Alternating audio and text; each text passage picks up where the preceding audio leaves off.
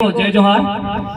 आज उदा खराड़ी और पूजा बिल खराड़ी की पावन धरती पर आज गिरवा पंचायत ग्राम पंचायत समिति में जो ये कार्यक्रम आयोजित की जा रही है, उसमें उपस्थित सभी गिरवावासी और जो भी तमाम टेरिटरी एरिया से बिल प्रदेश एरिया से पधारे हुए मेहमानों का मैं बिछवाड़ा ब्लॉक की तरफ से हार्दिक जोहार अभिनंदन स्वागत करता हूं।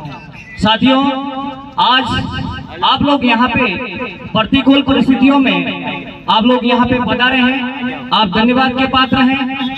आप लोगों को सभी को मालूम है कि बारिश का समय है और मैंने सुना अभी रास्ते में आया तो कार्यक्रम कहीं और जगह इसकी व्यवस्था करी थी, लेकिन वहां पे पानी भर जाने से दूसरी जगह व्यवस्था करी। ये कार्यक्रम करने के लिए, ये मैनेजमेंट करने के लिए बहुत ही दिमाग दौड़ाना पड़ता है, तब जाके ये कार्यक्रम हो पाते हैं। तो साथियों, ये अमित भाई और ये गिरवा की जो टीम काम कर रही है, समय समय पर आप लोग इनको सपोर्ट करेंगे, कार्यक्रम अच्छा होगा, ये मैं समझता हूँ।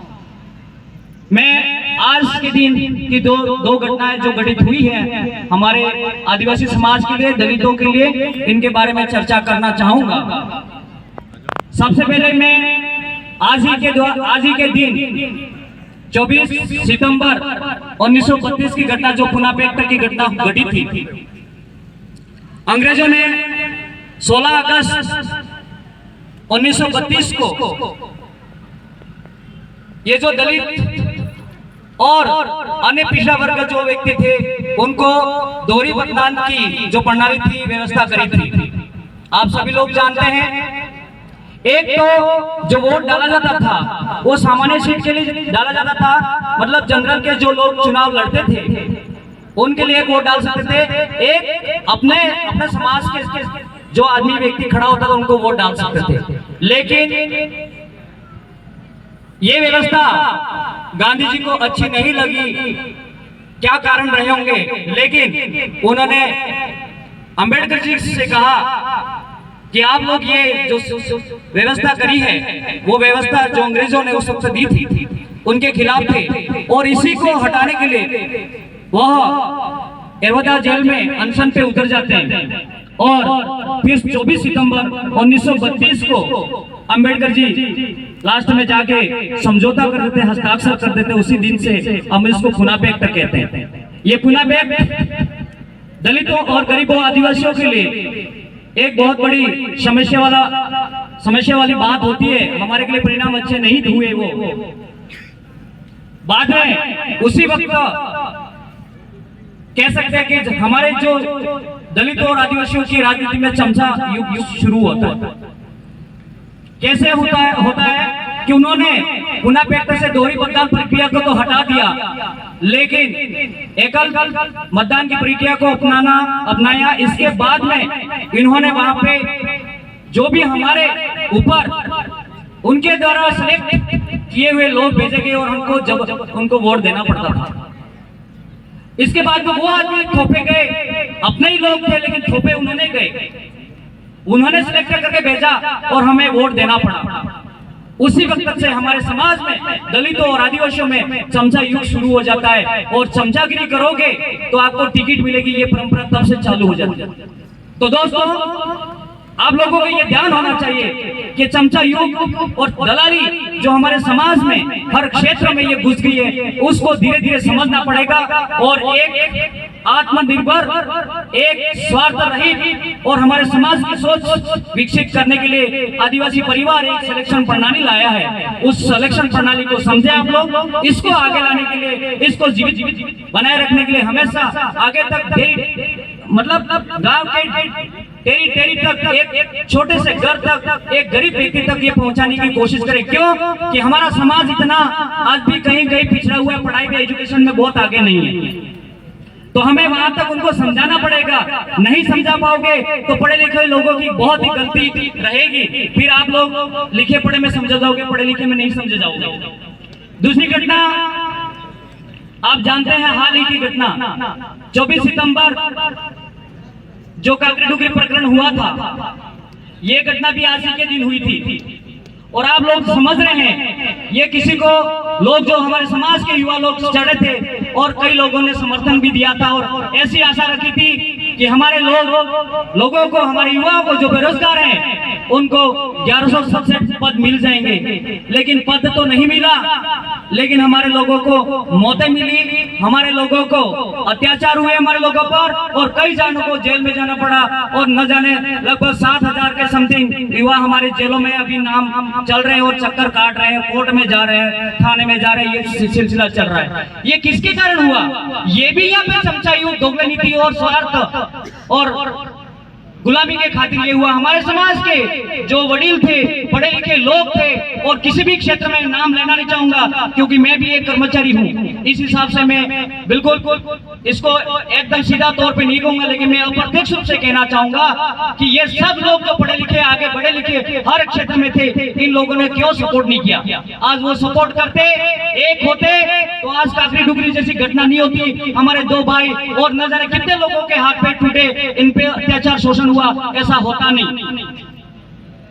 तो ये मैं कहना चाहूंगा कि ये 2 घटनाओं से मैं आप सब लोगों को अवगत कराना चाहूंगा कि आज भी समाज में जहां पे दोगलापन है, इसके बाद गुलामी करने की है, चमचागिरी करने की जो बात आ रही है, ऐसी चीजों को बाहर निकाले और एक स्वार्थ रहित, एक निष्पक्ष समाज, दलित और मानवतावादी सोच वाला व्यक्ति जो हमारे समाज में आगे बढ़ रहा है, उसी को आगे बढ़ाने की कोशिश की जाए।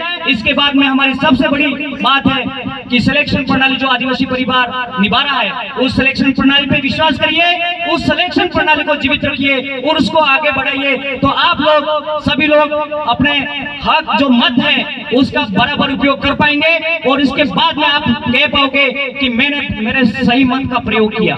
ये करना पड़ेगा साथियों, नहीं करोगे तो आने वाला समय बहुत ही खराब है। आप जानते हैं कि सुप्रीम कोर्ट कैलाश बनावन्य महाराष्ट्र सरकार जो केस लगा था, उसमें जजमेंट आया था 5 जनवरी 2011 को 367 केस था वो, उसमें निर्णय लिया गया था।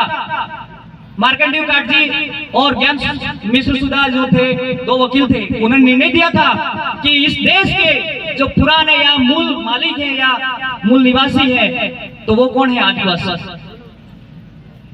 ये उन्होंने बता दिया। आप जान रहे हैं, फिर भी हम लोग पहले आदिवासी थे, पहला व्यक्ति इस देश का आदिवासी था, फिर भी हम लोग आज देख रहे हैं, रोडों पे जाते हुए हमारे लोगों को देख रहे हैं कि हमारे महापुरुष पहले थे, हमारे महापुरुष महान थे, लेकिन आप आज सब जय जयकार करते हुए जा रहे हैं। क्यों जा रहे हो आप लोगों को? आज आप लोगों को ये नहीं पता कि हम हैं कौन, हमारी स्थिति क्या है। यहाँ तक कि देश के सबसे बड़े कोर्ट ने जो डिसीजन दे दिया कि इस देश के मूल मालिक आदिवासी है, तो इसका मतलब हमारी जो व्यवस्था है वो व्यवस्था सबसे बड़ी है, हमारी व्यवस्था सर्वोपरि है और हमारी व्यवस्था जो प्राचीन है, इसकी बराबरी कोई नहीं कर सकता। ये जो व्यवस्था है, जो संस्कृति जो बाद में आई है, वो हमारी नहीं है। लेकिन हम नीम के रस को पीना पसंद नहीं करेंगे, हम जलेबी खाना पसंद करेंगे। क्यों? उसमें मिठास होता है, लेकिन याद रखना, जो मीठा होता है ना, वो बाद में बहुत नुकसान करता है। जो कड़वा होता है वो आज से 1 साल के बाद में असर करेगा और आपके स्वास्थ्य के लिए अच्छा रहेगा। तो आप लोगों को कहना चाहूंगा कि आपकी जो संस्कृति है, आपकी जो मताई है, कुल देवी है, कुल देवता है, आपके काका बाबा है, जो भी दिख रहा है आप लोगों को आसपास, आपके खेत खलियान है, आपके अनाज जो थे, आप खाते पीते थे, मोटे ताजे थे, और राणा पुंजा उदा खराड़ी जैसे राजा हुआ करते थे और उनकी सेना में हम लोग थे साथ में और लड़ते थे और राजा महाराजों की तरह हम जीते थे।